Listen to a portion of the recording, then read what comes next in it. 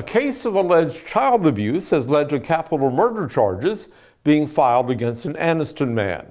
Local news starts now.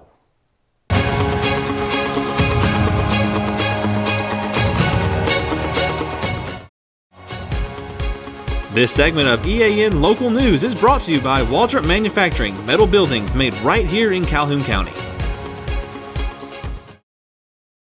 Welcome to East Alabama Now Local News for Monday, January 23rd, 2023. I'm Mike Stedham. Ashley Gober has the night off. Police say they filed capital murder charges against 29-year-old Joshua D. Clark of Anniston following the death of his 6-year-old child. According to a press release from the Anniston Police Department, Clark brought the child into Regional Medical Center last Wednesday unconscious and suffering from extensive injuries. Clark was arrested at the hospital and charged with aggravated child abuse. The victim was taken to Children's Hospital in Birmingham. Hospital officials told police the child died Friday, and the charges against Clark were amended to capital murder. He's being held in the Calhoun County Jail without bond. Police are asking for the public to help find a missing Jacksonville woman who was last seen on Saturday.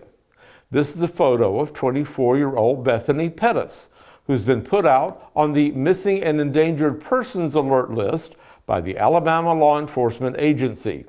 Police are seeking information from anyone who might have seen her. They're especially interested in her direction of travel. If you've seen this woman, you're asked to call the local police with that information. Meanwhile, Oxford police are asking for the public's help to track down an individual wanted for questioning in a recent theft case. If you recognize the person in these photos, you're asked to call the Oxford Police Department at 256-835-6136 with that information. If you prefer to remain anonymous, you may instead call the department's tip line at 256-835-6122. You may also leave a message on the department's Facebook page. Time has run out for TikTok on the Jack State campus. We'll have the details when East Alabama Now Local News continues. For metal buildings in Alabama and the Southeast, Waldron Manufacturing is your one-stop source. A Waldron metal building provides the coverage and protection your investments need. They specialize in carports, RV covers, portable buildings, and storage buildings.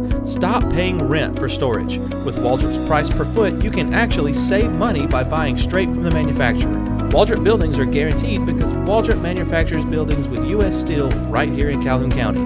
Waldron Manufacturing, serving the entire Southeast. Give them a call today. This segment of EAN Local News is brought to you by WM Grocery, located in Heflin, Wadowee, Roanoke, and in Piedmont. Jacksonville State University has become the latest institution to ban all TikTok traffic on its administrative and wireless networks. This prohibition comes from the Chinese-owned company's admission that its data collection practices create a potential privacy and security threat. Jack State officials announced the ban this morning, saying the university will remain consistent with an order issued last week by Alabama Governor Kay Ivey, blocking the software from all state computers. The National Weather Service has placed portions of East Alabama under a marginal risk of severe weather for Tuesday night and early Wednesday morning. The chief danger from these storms is expected to be high winds, although stronger storms and even tornadoes are possible in the southern parts of Alabama and the Florida Panhandle. But forecasters say they do not expect these storms to be as violent as the ones that came through the state 2 weeks ago, causing death and destruction in the area around Selma. I'll be back with the complete forecast after this. Following Tuesday night storms, colder and drier air is expected to take over the weather in East Alabama through the end of the week. Rain returns to the forecast on Sunday. By the way, this week's cold temperatures have led the city of Anniston to keep its warming shelter open every night, at least until Friday morning. That shelter, designed to help the city's homeless population stay warm during the winter months, is located in the bridge facility behind the First United Methodist Church of Anniston. Thank you for watching East Alabama Now Local News.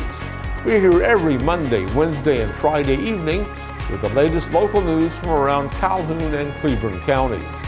Please be sure to like us and share us with all your friends on social media. We'll see you Wednesday.